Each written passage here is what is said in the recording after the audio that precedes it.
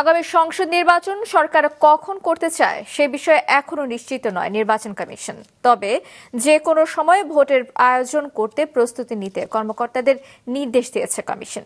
নির্বাচনে অনিয়মের কোনো সুযোগ থাকবে না ঘোষণা করে সিইসি বলেছেন, প্রয়োজনে সরকার প্রধানের সঙ্গে আলোচনা করে ভোটের তারিখ চূড়ান্ত করে নির্বাচন তফসিল ঘোষণা করা হবে।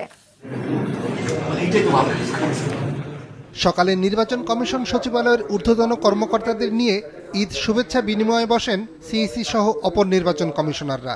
সেখানেই আগামী নির্বাচনী প্রস্তুতি নিয়ে আলোচনা হয়। সিইসি জানিয়ে দেন, নিরপেক্ষভাবে আইন মেনে দায়িত্ব পালন করতে হবে সবাইকে।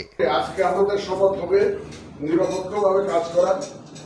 আজকে আমাদের শপথ হবে কোন দলের জন্য লেজুর ভিত্তি না করা। দুপুরে সিইসি কথা বলেন গণমাধ্যমের সাথে।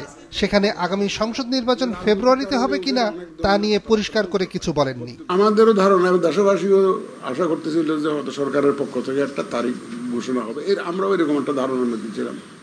কিন্তু এই যে লন্ডন সফরের মাননীয় প্রধান উপদেষ্টা লন্ডন সফরের পরে দেখলাম যে দায়িত্ব কিছুটা আমাদের উপরে আসবে বলে মনে হচ্ছে। এখনো জানি না, বিস্তারিত জানি না।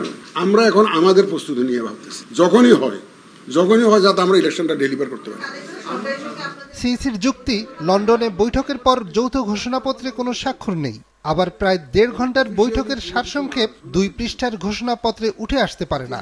সবশেষ যুক্তি, ফেব্রুয়ারিতে ভোট হলে কিছু শর্ত পূরণের কথা বলা হয়েছে। সরকারের পক্ষ থেকে একজন স্বাক্ষর করেছে, রাজনৈতিক দলের পক্ষ থেকে একজন স্বাক্ষর করে, তাহলে এটা আমি বুঝতাম যে এটা অফিসিয়াল ডকুমেন্ট। এটা তো আনসাইন্ড, আমার কাছে যেটা আসছে আনসাইন্ড, এটা কপি আমি পেয়েছি আনসাইন্ড। এইটুকুই বা কতটুকু জেনুইন তাও তো জানি না। শুধু কি 2-3টা সেন্টেন্স বা 1 পৃষ্ঠার একটা স্টেটমেন্ট, এটা কি না? অনেক আলোচনা হয়েছে, বোঝাতে যায়, এটা আন্দাজ করা যায়। সেগুলো আমাদের জানতে হবে। সরকারের সাথে আলোচনা করে ভোটের তারিখ ঘোষণার অন্তত 2 মাস আগে নির্বাচনী তফসিল ঘোষণা করা হবে, জানান সিইসি। একদিন তো এগুলো নিয়ে সরকারই তো আলোচনা করছে, আমরা তো আলোচনা করি নাই। সুতরাং ওনাদের পজিশনটা আমাদের বুঝতে হবে। বুঝার পরে তারপরে যখন যেদিন তারিখ ঠিক হবে তার অন্তত অ্যারাউন্ড 2 মাস আগে আমরা শিডিউলটা ঘোষণা করি।